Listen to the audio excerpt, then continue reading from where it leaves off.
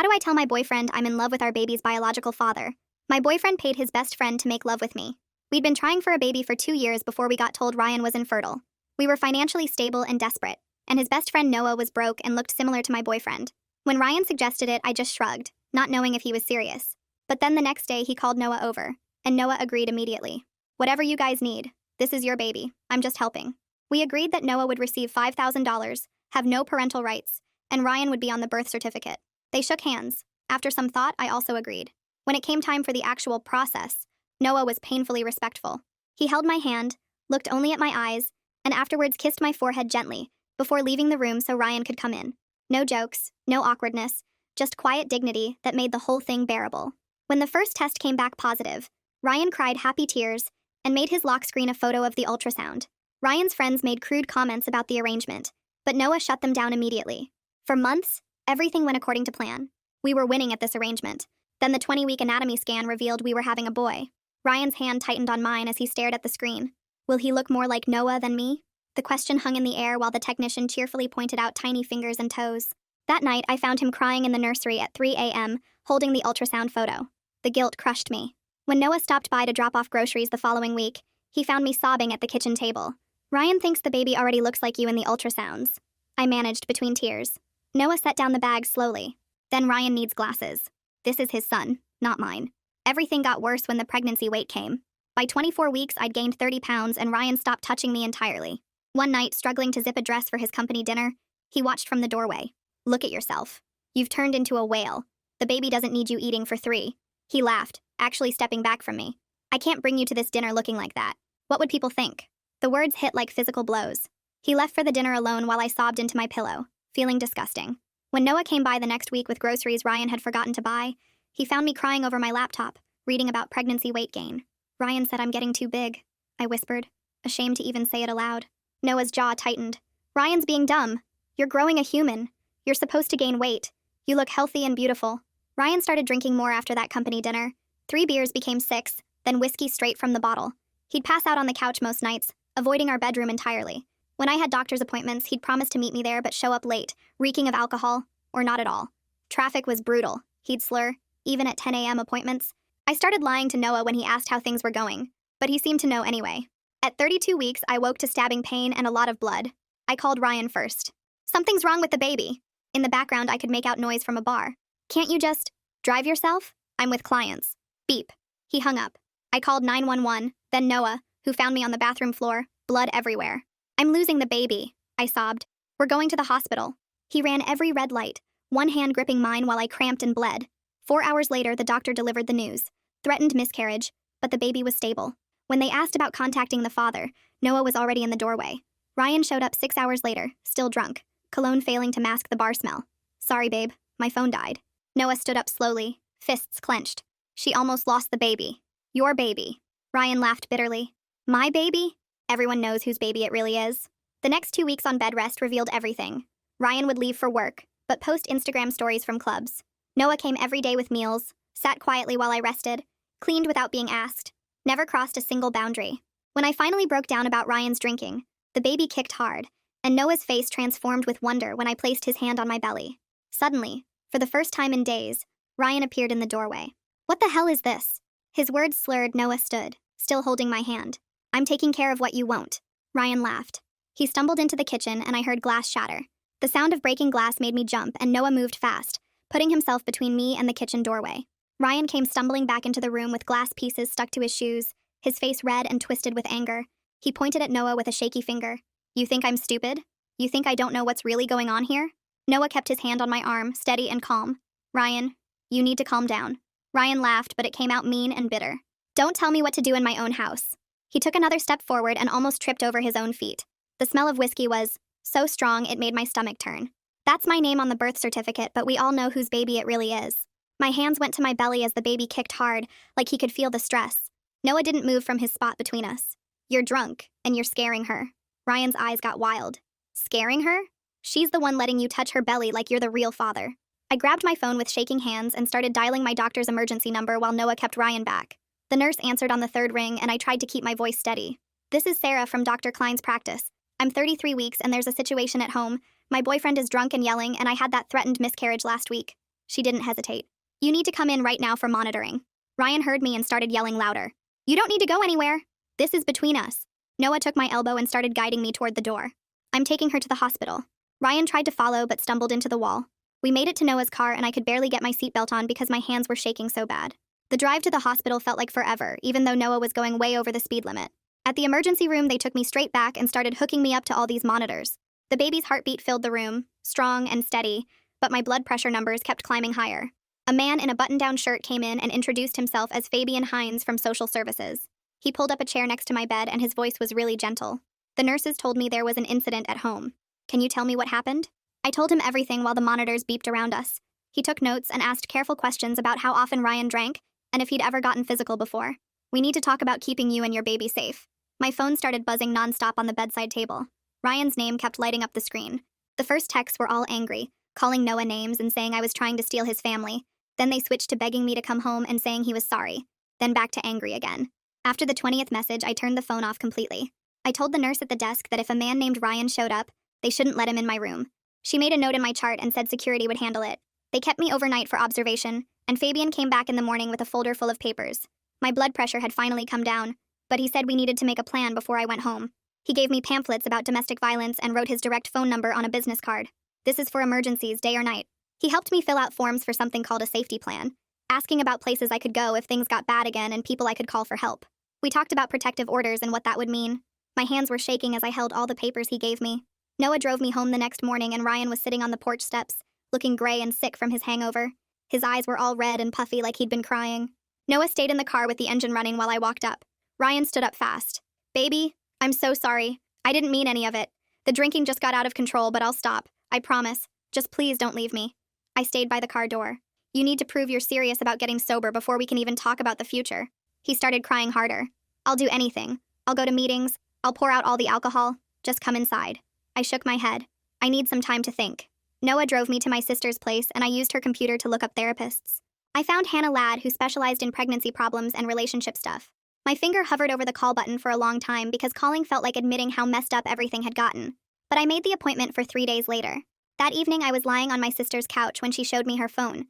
Luke Otero had tagged Ryan in an Instagram story, and there he was at a bar, bottles everywhere, clearly drunk again just hours after promising to quit.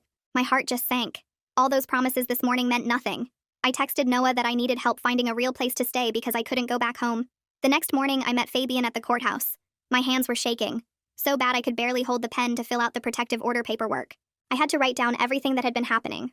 The drinking, the cruel comments about my weight, leaving me alone during the miscarriage scare, and now the confrontation with the broken glass. The judge read through everything and granted it right away based on my pregnancy and all the proof of Ryan's drinking. Fabian said someone named Ronan Gates would serve Ryan with the papers. That afternoon, my phone started going crazy with voicemails. Ronan must have given Ryan the papers because each message sounded worse than the one before. "You can't do this to me. That's my baby. I'll demand a paternity test. I'll take him away from you. Noah put you up to this, didn't he? I know what you two are doing. You think you can just cut me out?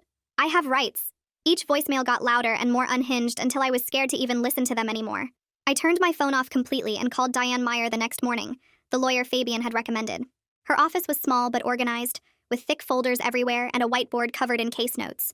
She sat across from me with a legal pad, writing down everything while I explained about the arrangement with Noah and Ryan's name being on all the paperwork for when the baby came. She looked up from her notes. "Ryan's obligations exist regardless of biology since he's claiming paternity." She pulled out a binder full of similar cases and showed me how courts handle these situations. The biological facts didn't matter as much as who was taking legal responsibility, and Ryan had already signed everything saying he was the father. She made copies of all my documents, the texts about the arrangement, the bank statements showing our joint finances, everything that proved Ryan's role.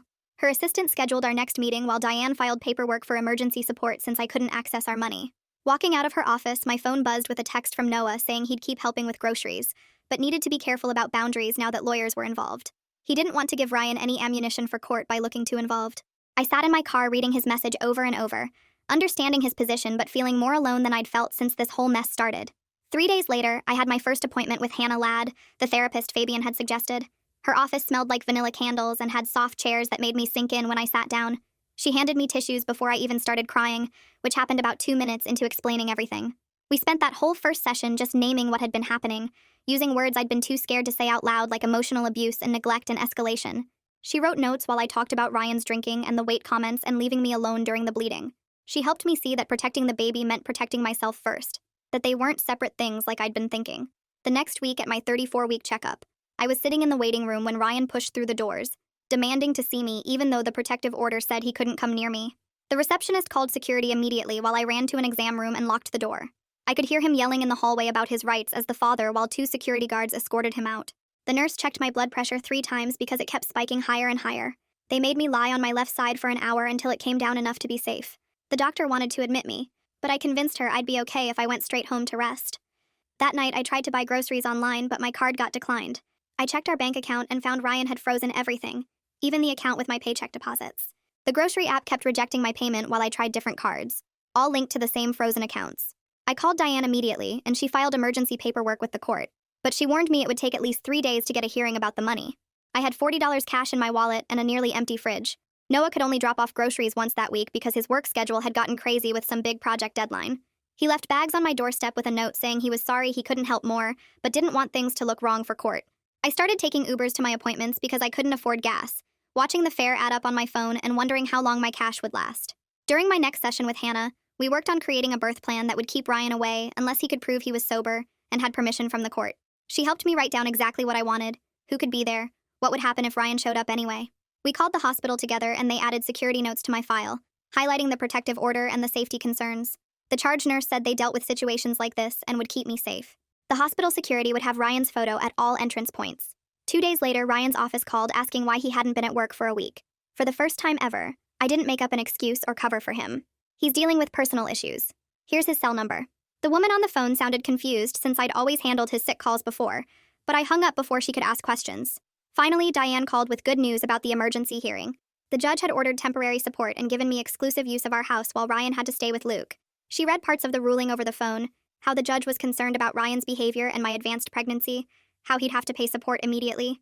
I could move back home the next day, and Ryan couldn't come within 500 feet. That evening, Noah stopped by for just a few minutes to drop off some mail that had gone to his place by mistake. He stood at the door, not coming inside, and cleared his throat awkwardly.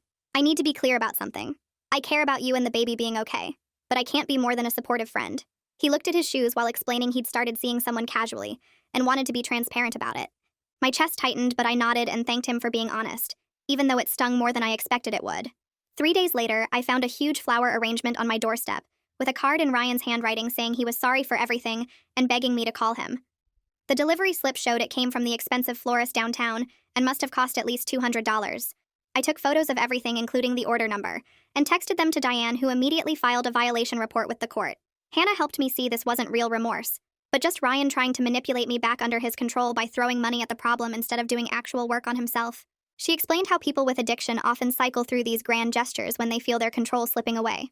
I packed the flowers in a box and left them on the curb for trash pickup, while Hannah watched through video chat to make sure I didn't weaken and bring them inside.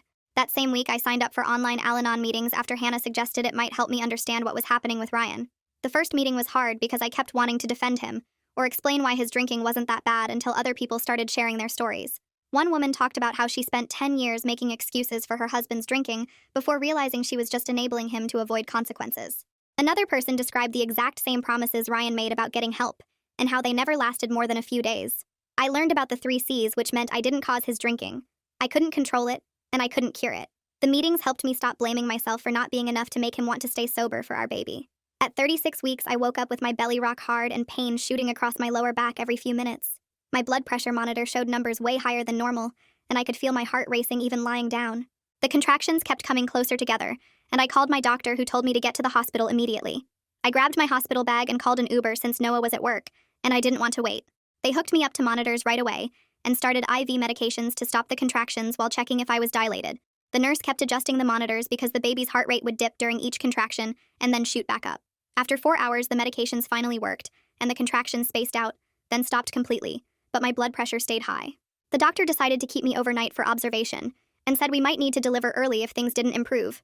I spent the night watching the monitors and realizing how alone I'd be when real labor started without anyone to hold my hand or advocate for me. The next morning, I was putting on my shoes to leave when Ryan appeared in the hospital lobby wearing a suit like he'd come from a job interview. He rushed toward me saying he'd been checking every hospital trying to find me and swearing he'd already signed up for rehab if I'd just let him be there when the baby came. Security stepped between us immediately since the staff had my protective order on file, but Ryan kept talking over them about how he deserved to see his son born. I told him if he was serious about rehab, he needed to actually enroll first, and show proof through our lawyers, not just make more empty promises. He started crying and saying I was being cruel keeping him from his child, but security escorted him out while he shouted about getting his lawyer involved. 2 days later, Diane forwarded an email with documentation showing Ryan had enrolled in an outpatient program that met 3 evenings a week. The intake form showed he'd admitted to drinking daily, and had his first session scheduled for that night. But Diane and I both knew outpatient wasn't enough for someone drinking as much as Ryan. I told her all communication needed to stay between attorneys, and that he'd need to complete the full program, plus show sustained sobriety, before I'd consider any changes to our arrangement. She agreed and said the court would likely require at least 90 days of documented sobriety before modifying any custody orders.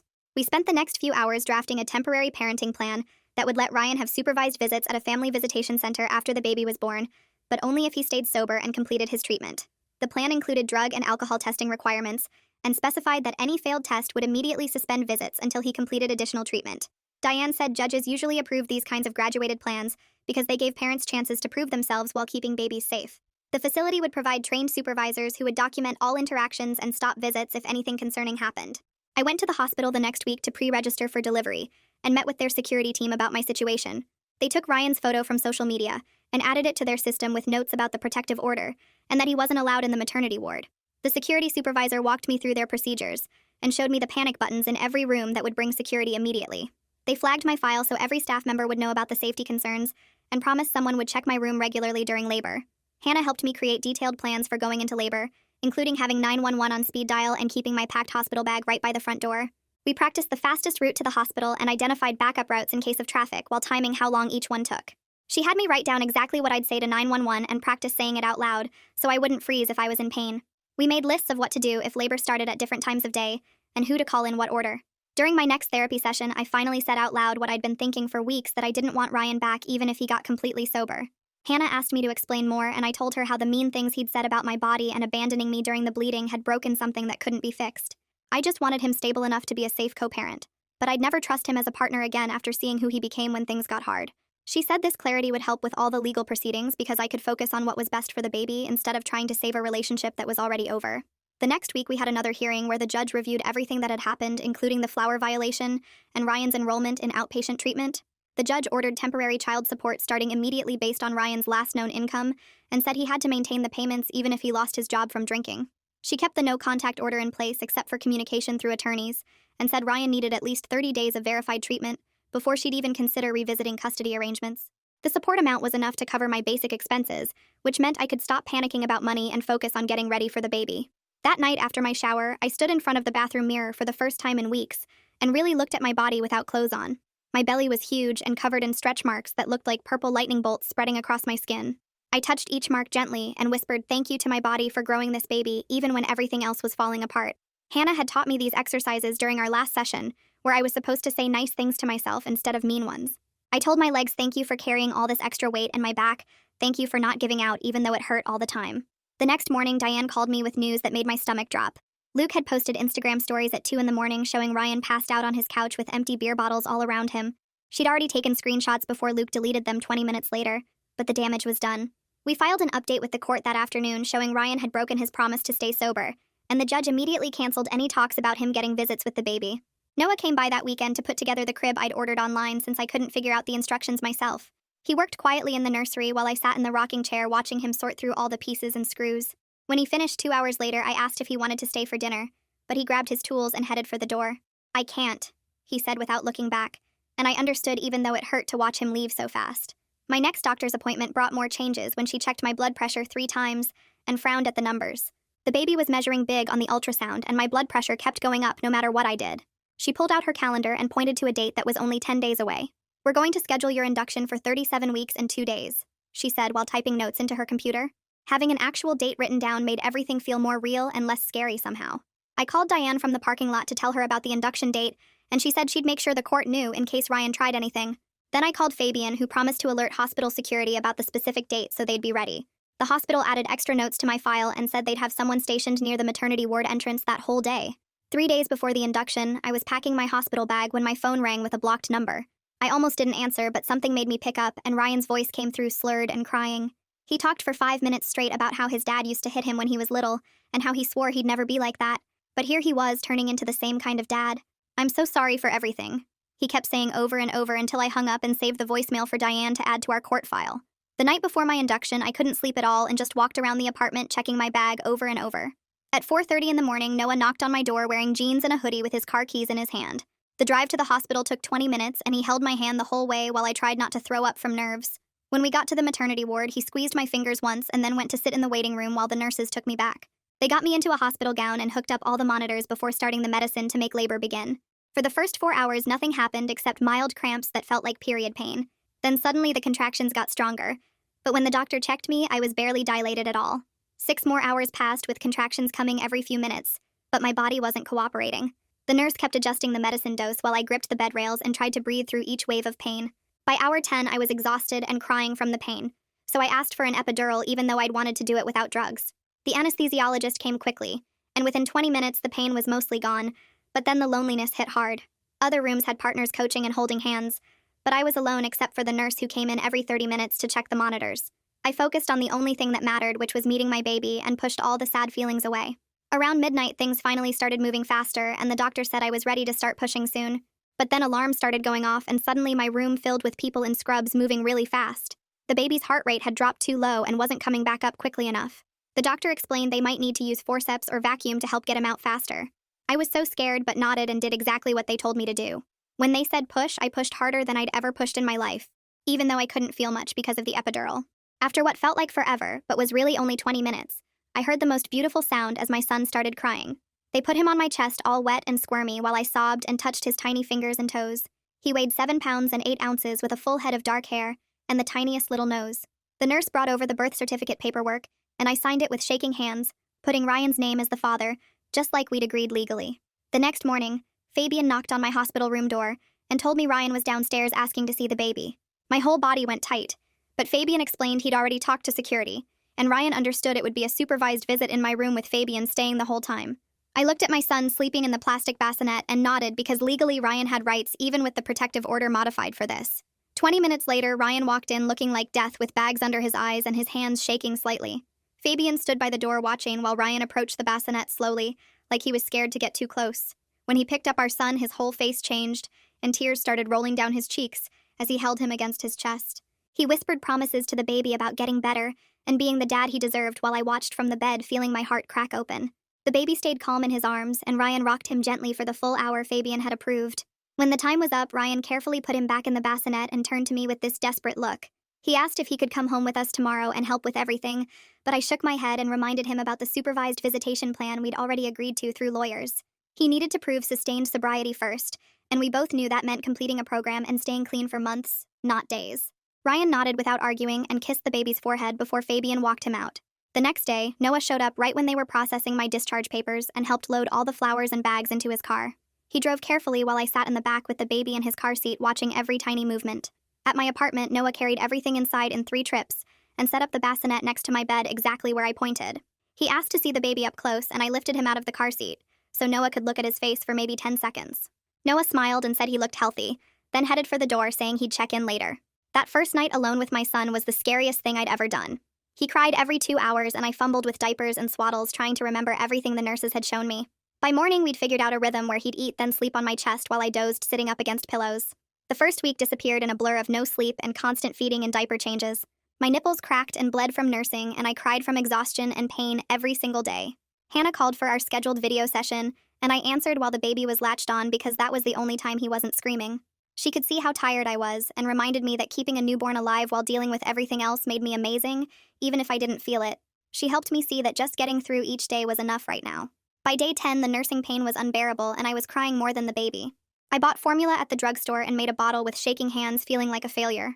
But when he drank it eagerly and fell asleep with a full belly, I realized fed was best, and my mental health mattered too.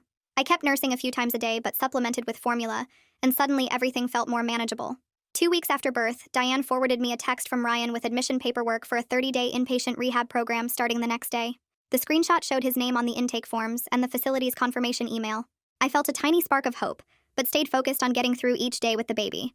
Diane helped me file for legal separation the following week, with all the paperwork citing Ryan's alcohol abuse and the protective order and documentation of his neglect during my pregnancy. The papers felt heavy in my hands as I signed them, knowing divorce would follow, but needing to protect myself and my son legally right now.